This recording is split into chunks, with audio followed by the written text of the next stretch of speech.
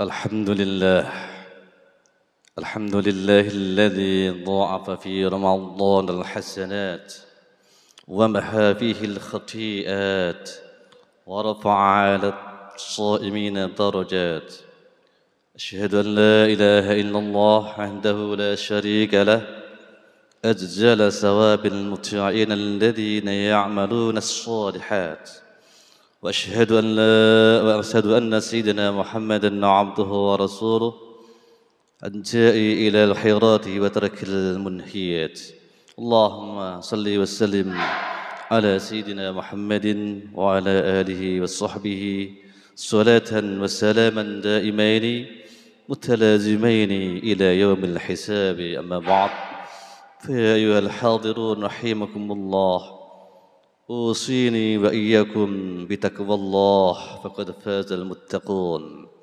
قال الله تعالى في كتابه الكريم: أعوذ بالله من الشيطان الرجيم، بسم الله الرحمن الرحيم. يا أيها الذين آمنوا اتقوا الله حق تقاته ولا تموتن إلا وأنتم مسلمون. ويا أيها الذين آمنوا اتقوا الله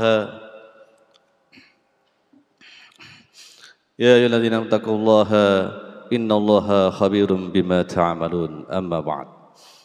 Hadirin sidang Jumat rahimakumullah, sidang Jumat yang dimuliakan oleh Allah Subhanahu wa taala. Marilah pada kesempatan yang mulia dan berbahagia ini kita senantiasa meningkatkan takwa kita kepada Allah Subhanahu wa taala. Takwa yang sebenar-benarnya takwa, karena hanya dengan bekal takwa itulah yang akan bisa kita gunakan, yang akan kita jadikan wasilah untuk bertemu kepada Allah Subhanahu wa taala fi yaumil ma'ad. Dengan takwa itulah adalah bekal yang bisa mengantarkan kita menuju pada kehidupan yang berbahagia, kehidupan yang baik di dunia dan di akhirat. Amin ya rabbal alamin. Salawat dan salam tetap kita sanjungkan kepada baginda Nabi Muhammad sallallahu alaihi wasallam yang telah mengantarkan kita kepada sebuah kehidupan yang lebih baik dengan hadirnya dinul Islam. Mudah-mudahan kita semua adalah termasuk umat beliau yang insyaallah nanti akan mendapatkan syafaat fi yaumil qiyamah. Amin ya rabbal alamin. Hadirin rahimakumullah, pada kesempatan yang mulia ini kami akan mengangkat sebuah tema, yaitu orang-orang yang beruntung dan merugi di bulan Ramadan. Hadirin rahimakumullah, sebagaimana kita ketahui bahwasanya bulan Ramadan adalah merupakan bulan yang dimuliakan oleh Allah Subhanahu wa taala, di mana di situ bulan ini adalah bulan yang diberikan oleh Allah berbagai macam kesempatan, dilipat gandakan semua amal kita, mulai dari sholat tarawih kita, puasa kita itu sendiri, dan juga qiyamul lail kita. Dan juga di bulan ini diturunkan sebuah kitab yang mulia, yaitu kitab Al-Quranul Karim. Dan juga pada kesempatan ini pula, di awal khiril asri al-wakhir, 10 hari yang terakhir ini, kita berpotensi mendapatkan sebuah nikmat yang besar, yaitu diturunkannya Lailatul Qadar. Walaupun tidak pasti hari yang ditentukan, waktu kapan itu terjadi, ini semua adalah rahasia dari Allah supaya kita tetap semangat dalam mencari Lailatul Qadar. Seandainya ditentukan hari dan waktunya, maka kita akan menunggu waktu tersebut, dan yang lain pasti kita gunakan untuk berleha-leha dan tidak beribadah kepada Allah Subhanahu wa taala. Mudah-mudahan kita semua bi barakati Lailatul Qadar wa Ramadan, kita menjadi orang-orang yang benar-benar bertakwa kepada Allah Subhanahu wa taala, sebagaimana yang dijanjikan oleh Allah, ya ayyuhalladzina amanu kutiba alaikumus syiyam kama kutiba alal ladzina min qablikum la'allakum tattaqun. Karena derajat takwa adalah derajat yang segala-galanya, di atas ikhlas, di atas segala-galanya, dan itu pula tidak mudah untuk menggapai derajat takwa tersebut. Namun saya yakin dan percaya dengan penuh semangat, dengan penuh gairah beribadah kepada Allah, kita semua dimudahkan oleh Allah untuk mencapai derajat takwa tersebut. Amin ya rabbal alamin. Hadirin rahimakumullah.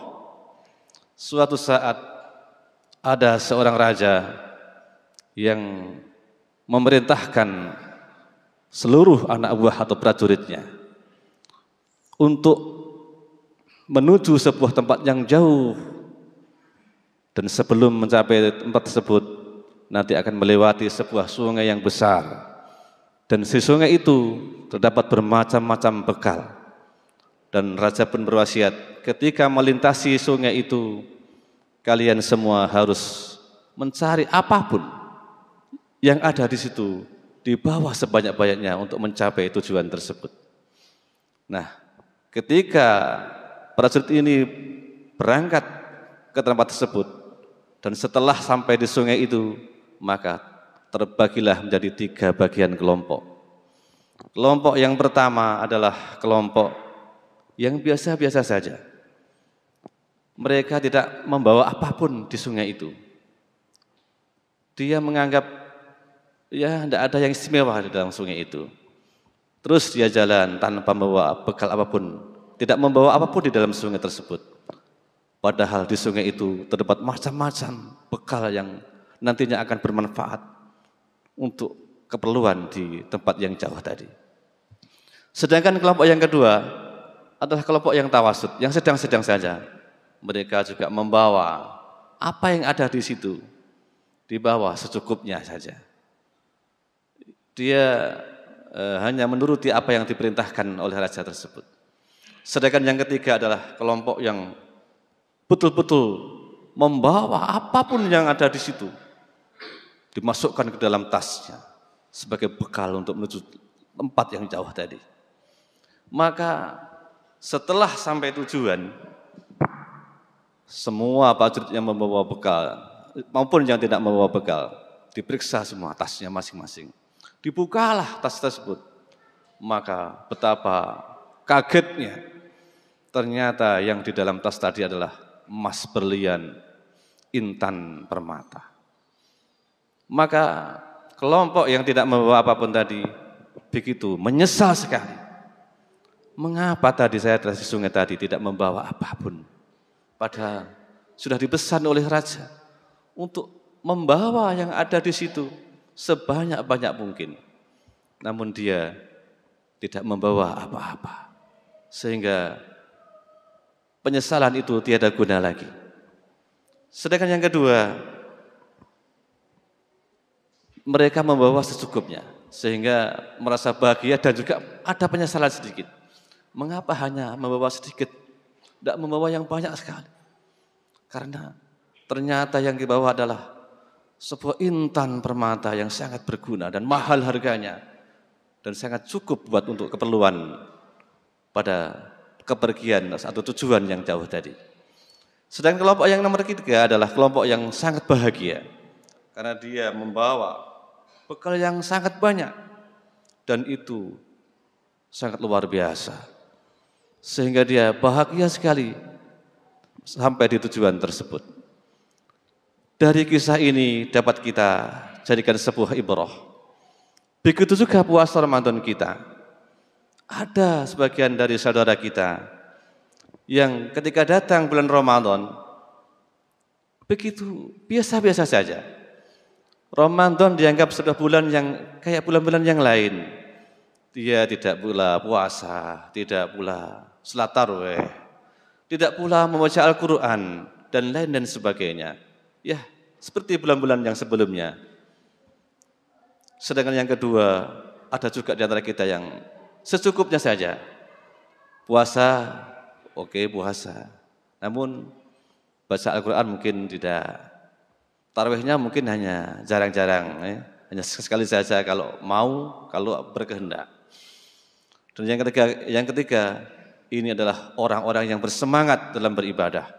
Mereka juga puasa Ramadan, mereka juga salat lail, mereka juga bersedekah, membaca Al-Quran, dan juga menghindari hal-hal yang dilarang oleh Allah. Mulai dari perkataan-perkataan yang paksa, yang keji, sikap-sikap yang tidak baik. Mereka adalah orang-orang yang sempurna dalam melaksanakan puasa Ramadan. Hadirin rahimakumullah, dari kisah ini dapat kita simpulkan bahwa orang-orang yang beruntung di bulan Ramadan adalah orang-orang yang tahu tentang keutamaan Ramadan itu sendiri. Ramadan adalah lumbung amal, lumbung ibadah. Sungguh sangat menyesal sekali bagaikan ayam yang ada di lumbung padi. Ketika ayam di lumbung padi mati, maka itu ayamnya sangat bodoh sekali. Begitu banyak makanan yang harus dimakan, tapi mereka tidak makan, sehingga mati. Begitu juga kita. Ketika datang bulan Ramadan, Ramadan adalah lumbung amal, lumbung segala-galanya. Di sini Allah melipat gandakan amal perbuatan kita. Mulai dari salat malam kita, puasa kita itu sendiri adalah suatu amal yang luar biasa. Namun juga masih banyak kita ketemui di jalan-jalan, di pasar-pasar. Banyak sekali orang-orang yang tidak mau berpuasa Ramadan. Mereka juga masih muda-muda, masih kuat kekar. Namun karena kekuatan melaksanakan bulan Ramadan ini bukan hanya karena jasadnya yang besar dan kuat, namun terletak pada keimanan yang kuat. Mereka yang beriman dan meyakini atas keutamaan bulan Ramadan, maka tidak mungkin meninggalkan puasa itu sendiri. Mudah-mudahan kita semua adalah orang-orang yang termasuk tahu tentang keutamaan bulan Ramadan, sehingga kita termasuk orang yang beruntung di bulan ini dan juga bulan-bulan setelah bulan Ramadan. Yang kedua adalah orang yang beruntung adalah orang yang puasanya dengan sungguh-sungguh. Kenapa demikian? Banyak sekali orang-orang yang puasa, namun juga tidak bisa meninggalkan hal-hal yang dilarang oleh Allah. Sebagaimana hadis Rasulullah, "Man lam yada' qawla az-zuri wal 'amala bihi, falaysa 'alaihi hajatun ay yada'a ta'ama wa syarabahu." Barang siapa yang tidak bisa meninggalkan perkataan yang keji dan perbuatan yang keji, maka tidak ada Allah berhajat untuk menerima puasanya, walaupun dia meninggalkan makan dan minumnya. Perlu diketahui bahwa orang-orang yang tidak tahu tentang cara melaksanakan puasa yang sebenarnya, mereka masih juga melaksanakan hal-hal yang justru itu akan mengurangi pahala puasa itu sendiri. Masih juga berkata-kata yang kadang-kadang menyakiti saudaranya. Kadang-kadang sikapnya juga yang menyakiti saudaranya sendiri. Ini yang mungkin harus dievaluasi bagi kita semua. Untuk itu, dalam forum yang mulia ini kita berharap dan berdoa kepada Allah. Mudah-mudahan kita dapat menghindari perbuatan-perbuatan, ucapan-ucapan yang mungkin secara sengaja maupun tidak sengaja menyakiti saudara-saudara kita. Kita berlindung kepada Allah Subhanahu wa taala agar kita dipermudahkan untuk istiqomah dalam perbuatan yang baik, utamanya di bulan Ramadan. Yang ketiga adalah orang yang tahu hikmah Ramadan itu sendiri, yaitu tujuannya adalah untuk menggapai ketakwaan kepada Allah Subhanahu wa taala. Sebagaimana dalam Al-Qur'an, ya ayyuhalladzina amanu kutiba alaikumusiyam ila al-akhirih. Tujuan utama Ramadan ini adalah menuju kepada ketakwaan. Dan takwa itu sendiri adalah bertingkat-tingkat. Tergantung bagaimana kita melaksanakan ibadah, melaksanakan semua perintah itu dengan ketulusan. Karena amal tanpa keikhlasan itu bagaikan sangkar yang tidak ada burungnya. Kita beramal tidak ada keikhlasan, maka tidak ada harga dan nilai di hadapan Allah. Karena sangkar itu yang mahal bukan sangkarnya, tapi ketika ada burung yang bagus, barulah mereka dihargai dengan harga yang semahal mungkin. Begitu juga kita. Ketika kita beramal, hanya kualitas, banyak amal kita, namun tanpa didasari dengan ilmu, tanpa ada keikhlasan di dalam melaksanakannya, maka amal itu sendiri akan nilainya sedikit dan ringan timbangannya di hadapan Allah Subhanahu wa taala. Mudah-mudahan kita adalah orang-orang yang senantiasa bisa melaksanakan puasa ini sebagaimana yang diberikan oleh Rasulullah, bahwa puasa kita yang baik adalah puasa yang benar-benar meninggalkan perbuatan yang keji dan mungkar. Sedangkan yang keempat adalah orang yang bermujahadah dalam melaksanakan puasa maupun qiyamul lailnya. Artinya kita istiqomah dari awal kita berpuasa hingga akhir nanti kita berpuasa, betul-betul kita utamakan. Kita bermujahadah, berusaha dengan semaksimal mungkin untuk melaksanakan puasa itu tanpa ada niat untuk berleha-leha ataupun meninggalkan semua kesempatan yang diberikan oleh Allah ini. 1 bulan penuh, dan hari ini kita sudah berpuasa. Insya Allah 2 hari lagi kalau kita akan bertemu dengan Idul Fitri, kita akan meninggalkan kekasih kita Ramadan. Kita akan ditinggalkan oleh seluruh rangkaian kesempatan amal ibadah yang dilipat gandakan. Mulai dari bacaan Quran kita, walaupun sebenarnya bukan hanya Ramadan saja kita disuruh untuk memperbanyak amal ibadah. Bahkan di bulan Syawal adalah bulan peningkatan. Seharusnya, seyogyanya kita harus selalu meningkatkan ibadah kita, bukan hanya Ramadan. Karena pada hakikatnya Ramadan ini adalah bulan pelajaran bagi kita, untuk mengajarkan kepada kita bagaimana beribadah dengan semaksimal mungkin di hadapan Allah Subhanahu wa taala. Sedangkan yang kelima adalah orang yang beruntung adalah orang yang senantiasa memperbanyak iksaru tilawatul Qur'anil Karim, memperbanyak bacaan Al-Quran, mentadaburi Al-Quran kita. Dan dalam membaca Al-Quran ini dibagi dalam 2 bagian. Ada yang hanya sekedar melantunkan Al-Quran, dan ada yang membaca Al-Quran. Kalau sekedar melantunkan adalah kita membaca dengan suara Al-Quran tanpa ada tadabbur di dalam hati kita, tanpa ada angan-angan sak maknane kalau bahasa dalam. Jadi kita membaca walaupun ada pahalanya, namun kita hanya sekedar membaca sampai khatam. Dan kalau kita betul-betul membaca Al-Quran sebenarnya adalah dibarengi dengan tadabbur. Bagaimana, apa yang ada dalam ayat ini? Ada perintah apa? Ada larangan apa dalam ayat tersebut? Dan insya Allah kita semua adalah orang-orang yang dibimbing oleh Allah Subhanahu wa taala, sehingga kita menjadi orang-orang yang bertakwa di akhir bulan Ramadan, hingga bisa terus meningkatkan amal perbuatan kita di luar bulan Ramadan. Hadirin rahimakumullah, sedangkan orang-orang yang merugi adalah orang yang menganggap remeh Ramadan tersebut. Sebagian tadi contoh adalah orang-orang yang prajurit yang pertama, yang tidak membawa bekal apapun ketika melintasi sungai. Itulah orang-orang yang merugi di dalam bulan Ramadan. Mereka tidak beramal, mereka tidak bersedekah, mereka tidak membaca Al-Quran, mereka tidak melaksanakan qiyamul lail.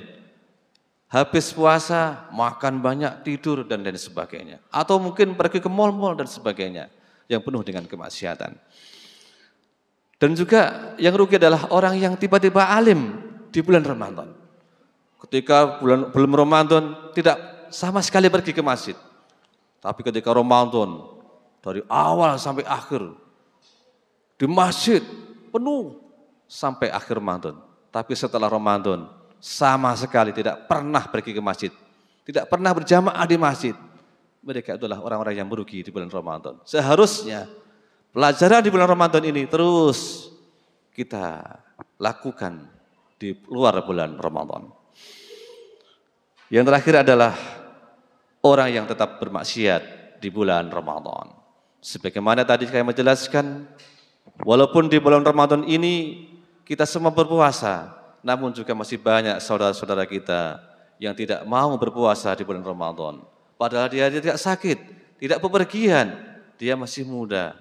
Ataupun mereka yang hanya berjalan-jalan di mal, melihat-lihat pemandangan yang mungkin banyak perempuan yang tidak pakai baju yang tidak bisa dipandang dengan mata kita. Dan itulah keadaan yang terjadi di zaman ini. Mudah-mudahan kita semua, keluarga kita, anak-anak kita dijaga oleh Allah Subhanahu wa taala dari hal-hal yang dilarang oleh Allah Subhanahu wa taala dan mudahkan untuk bertaat kepada Allah Subhanahu wa taala. Wal asri innal insana lafi khusr innal ladzina amanu wa 'amilus solihati wa tawasaw bil haqqi wa tawasaw bis sabr. Rabbi ighfirlana wa anta khairur rahimin.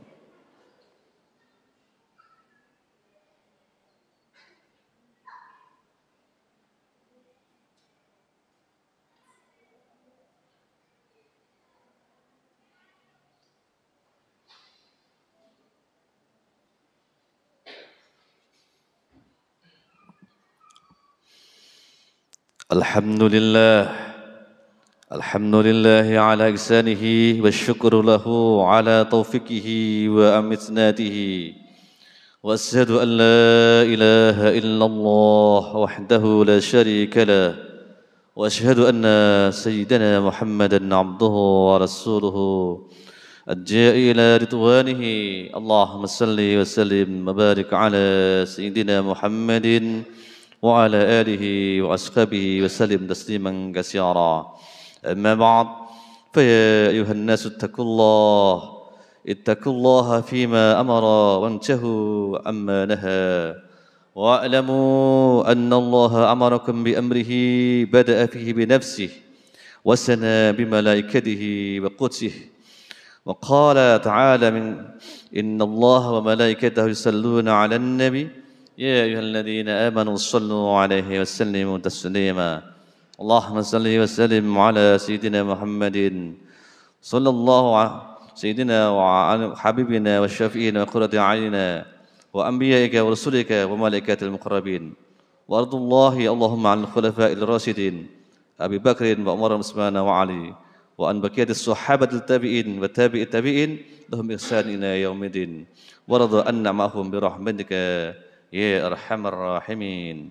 اللهم اغفر للمؤمنين والمؤمنات والمسلمين والمسلمات الأحياء منهم والأموات.